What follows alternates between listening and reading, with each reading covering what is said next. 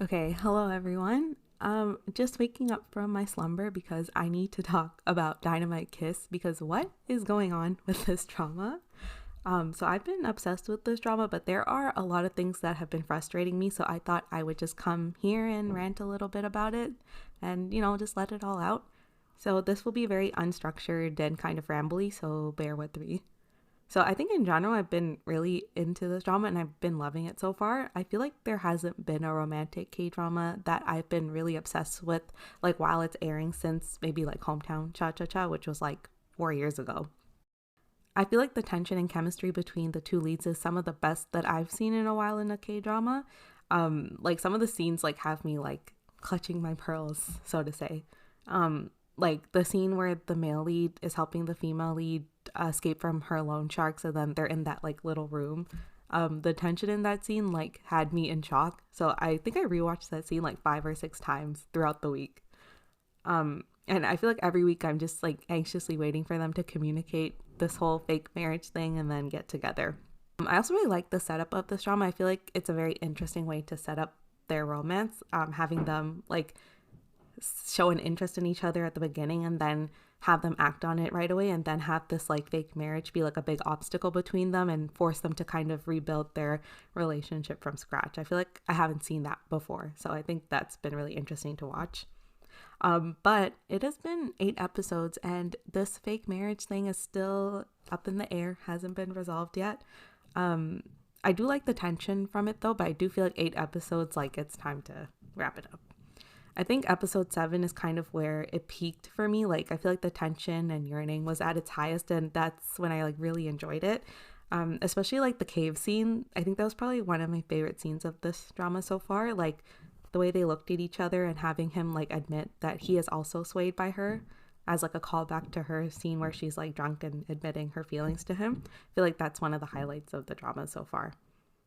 I think episode 8 was also pretty enjoyable, but I felt like I was getting a little bit more frustrated about this fake marriage thing. I feel like it's kind of coming to its peak, and I think it's time for it to wrap up a little bit. But I do worry that once this misunderstanding and whole issue is over, like what will the focus of the drama be? And will it still be as enjoyable as it is right now? So I kind of feel like since that is the main plot of the drama, I do wonder like what it will do like once this kind of gets cleared up. So I'm just going to discuss a little bit about the main leads. So I'm just going to start with Godarim, our female lead. So I love her, but she absolutely needs jail time for what she is putting our male lead through. He is literally going through like psychological warfare every single week, and he is going through so much turmoil over a woman who he likes that is quote unquote married. And he's going through like delusions where his dad is saying that he and him are more similar than they think they are. He's like reliving his childhood trauma. Like it's coming to a point where it is too much. Beyond that, I do really like her character. I feel like she's very likable, funny. I like that she's willing to do what it takes to protect her friends and family, and she seems like somebody who is willing to make the best out of her circumstances. So that makes her a very likable and endearing character. As frustrating as it is to see her go through this fake marriage lie, despite all the negative consequences, I think her motives are very clear, so it does make sense from her side, like having to take care of her mom, her sister's debt. There's just a lot going on, so I could see how romance is like the very last thing on her mind. And on top of that, for most of the drama, the male lead, while they're in the office, like he is giving her kind of mixed signals in terms of he says that like he's only doing certain things because she's his subordinate.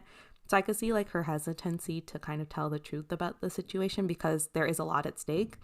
But I feel like by episode 7, I think a lot of the issues she has are getting resolved. Like her mom is better, the loan sharks are kind of gone, and I think that cave scene where he admits like he is swayed by her is like an indication that he does have feelings for her, and I think that should be like a green light for her to be honest about her feelings and the truth about the situation, because at this point like she knows that he is a person who cares for her and is willing to do what it takes to protect her and help her.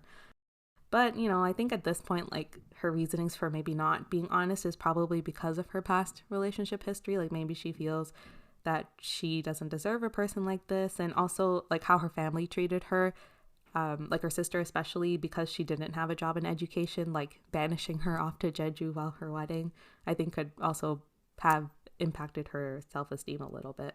Another thing that bothers me about her and the whole dynamic is that I feel like it seems like the male lead likes her way more than she likes him, which is fine, but I think in this drama it's a little bit more unbalanced than I've seen before. It does make sense because of all the things she's gone through, like I mentioned before, but I think as these things are starting to slow down a bit, I think it would be nice to see her kind of yearn and long for the male lead as much as he is for her. It does seem like in episode 9, like based on the previews, that she'll have a harder time with his sudden engagement. Like there's a scene of him and the second female lead in the office. So I think things like that might make her kind of have a hard time with the situation too, hopefully. Like I just want to see it equal out a little bit. And then beyond that, I blame the female lead for me being in this situation and suffering right now, because the only reason why I started this drama is because I realized who the female lead was. So An Eun-jin is the actress playing her, and she was in a drama called Good Bad Mother a few years ago, and she was so good in that drama. She was like a highlight for me in that drama, despite that cast being like super amazing and really stacked. And honestly, I wasn't really interested in this drama and didn't really have my eyes on it until I saw that she was the female lead. And once I saw that, I put it on my list to watch, and now I am here suffering. And also, like, side note, like, how many health scares and injuries does she have to go through in this drama? Like, she had to go to the hospital for her stomach issues, and then she falls down and hits her head in the forest, and then she burns her hand on some coffee. There's probably more that I missed, but like, you know, let's stop that a little bit. And also, she keeps falling and stumbling. I don't think that was a thing in the first few episodes. I'm not sure why all of a sudden she can't seem to keep her balance. I don't know what's going on there. And then going on to the male lead, I have no complaints for him. I absolutely love his character. All I have to say is just, you know, stay strong for 2 more episodes and your suffering will end. You know, keep going. I really like the whole dynamic of the male lead falling for the female lead first. So I really enjoyed that aspect of their relationship. Even though it does feel like very unbalanced right now. And, you know, for the most part, I think he's been pretty likable, except for in episode 3 when he like first finds out about the female lead having a fake husband or real husband. And then I think the way that he treats her, I think does go a little bit too far, like forcing her to work overnight shifts for like a job that requires 5 people and then throwing all of the paper into the pool when she can't swim. Like, I think things like that would have been too much if it continued. But I do get it from his perspective. Like, he's very upset at her because she just leaves him in Jeju without telling him anything, which is totally valid given what she was going through. But then once he finds her, like, he sees that she has a husband. So I could see like how he would be like incredibly upset. And I do think that if they had continued him to be like that towards her for more than 1 episode, I think I would have not really enjoyed their dynamic as much. But since it didn't last that long, I'm kind of like willing to get over it. Beyond that, I'm just super impressed with the acting by Jung Ki-young. So he's the male lead. Before this, I'd only seen him in My Mister, and his character in that drama was super scary. So I wasn't like a huge fan. Like, he did a good job, but I was kind of wondering like how he would do a male lead role. Like, would I enjoy his scenes or would I find him like scary because of how well he did in that previous drama? But he's been doing such a great job. Like, I feel like he does the comedic scenes and the sad scenes like super well. I feel like the turmoil of the male lead is really funny when it has to be, and then it's also really sad when the drama calls for it. So like the karaoke scene in the last episode like was really sad, like the way he's singing about her and is like so heartbroken about his situation. But then there's so many funny scenes as well, like during the office where he's like kind of having a hard time with everything. You know, in general, I just like for his suffering to end. I don't like that he's the only lead that doesn't know about this fake marriage at this point. But thankfully, after episode 8, it seems like he will get some salvation and his suffering will end soon. So I'm excited for that. Okay, so on that note, I'm just going to touch on episode 8's ending because I feel like this kind of changes the direction of the drama a bit, thankfully. So the male lead sees the female lead, second male lead, and his son at a party that's happening in the same hall as the engagement party. And he hears the son call Godarim aunt instead of mom. So initially I didn't like this reveal because I thought that they were at the engagement and not at a separate event. And I was like, why would she bring the son to a work event knowing that he could potentially like blow this whole lie up? But then once I realized it was a different event, it kind of made more sense and I was more okay with it. But I feel like it kind of goes against where I thought the drama was headed towards in terms of the reveal. Because up until, I think around episode 6, they kind of set up the male lead sister trying to find evidence of them dating and things like that to kind of bring down the male lead. And so I kind of thought the way they were headed was she would find something incriminating and maybe reveal it to the dad in the company, and that could put the male lead's career at stake. And then the female lead would kind of swoop in and tell the truth and kind of save him in that sense, in the same way that he's been helping her. But I think this way is fine too. Like, I think it kind of creates some more intrigue because it's still kind of up in the air what the truth of the situation is, so they can kind of milk it for more tension. But finally, it does seem like he will get some freedom from his suffering and they'll wrap up this whole fake marriage thing soon. I think dragging it on any further beyond episode 9, I think would be too frustrating for me to enjoy the drama as much. And I think a lot of people are feeling the same. It seems like generally people are getting a little tired of it. Onto some parts of the drama I don't like. There's not many, but I will say there's one big one. The second male lead is probably my least favorite part and most disappointing part of this drama. So initially I really liked his character and his whole dynamic with KDrama. I feel like the fact that he stays at the hospital when her mom is first admitted and he supports her when she gets sent to Jeju during her sister's wedding. He's also willing to help with like the fake marriage scheme and everything, and it seemed like very platonic from the first few episodes. Like, it didn't really seem like they had an interest in each other in that way. And then all of a sudden they did like a 180 with him and his vibe like totally changes and suddenly he's in love with her and wants to be with her this whole time, which, okay, where was that in the first few episodes? But whatever. I wasn't really happy with this direction that they were taking, but I wanted to see like where it would go. Where I think I really got annoyed with him is in episode 8, where the second female lead comes to him for help and tells him to like come clean about the situation. And when the male lead comes and kind of fights him, he has like an opportunity to tell the truth and kind of fix this whole situation for the second female lead, but instead he uses it as an opportunity to confess his love for the female lead. Like, time and place, this is not the time. I kind of get it from his side in that his boss is going way beyond normal duties to support the female lead. So in his eyes, it's like, why is this boss like doing all these extra things for his subordinate? It's just kind of weird. But like, let's be for real. Like, you know that the female lead is also interested in him. Like, you can tell that there's a vibe there. So you kind of need to back off if you really do care about the female lead.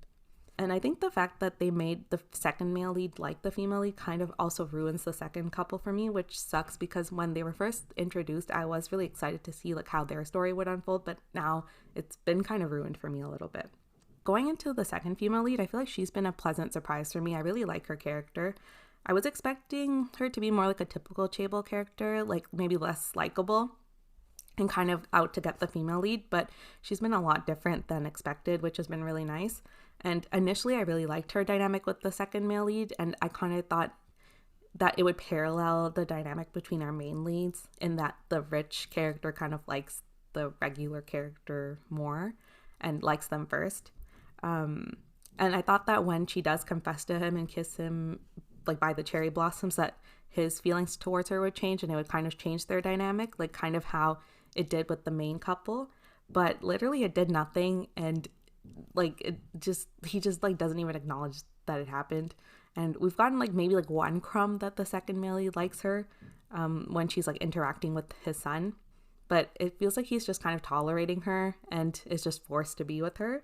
And I think the fact that he still likes Diary makes it worse, because by now, like, if they kind of make the second couple together, it'll just feel very rushed and forced because it's taken so long for them to establish that interest. But I think it would have been fine if he wasn't interested in the second female lead or the female lead. So he had like no interest in anybody, and then he grows to like the second female lead, because then it wouldn't feel like she's a second choice. And even if they rushed it, I think it would have still felt like pretty organic. But now I think that if they do put them together, it'll just feel very forced. Which is too bad, because I was kind of excited to see a platonic guy-girl friendship in a K-drama without it turning into a romantic love line. But we'll see where the drama takes it. Maybe they'll surprise me in the next few episodes. And some other small notes and observations. I actually really like the male lead sister, even though she's supposed to be one of the villains. I think her attempts at ruining the male lead's chances at the company are very cute and endearing. And then her reactions to when they don't work out are really funny as well. And a lot of the times her plans kind of end up pushing the male and female lead together. So I'm not really complaining about it. And if anything, I feel like she's on her side. So keep it up. I also like that she has a bit of a backstory, and I feel like her motives are extremely valid. I can imagine in her shoes, like being the daughter of the dad's mistress is very difficult, and she's probably always wanted some sort of validation from her dad. So I think that's why she's so loyal to the dad in the company, because I think that's like her way of maybe feeling validated. And it seems like it won't be repaid in her eyes, because it does seem like the dad wants the male lead to take over the company instead of her, which I can imagine is very frustrating from her perspective. I do expect her actions against the male lead to ramp up as the drama progresses, though. So I'm curious to see what direction they'll take her character, and curious to see like if my opinion changes on her as the drama progresses. So that's my little ramble. I'd love to know what you guys think of this drama. Are you guys enjoying it? Are you frustrated by the fake marriage trope at this point? Like leave some comments below. I'd love to discuss.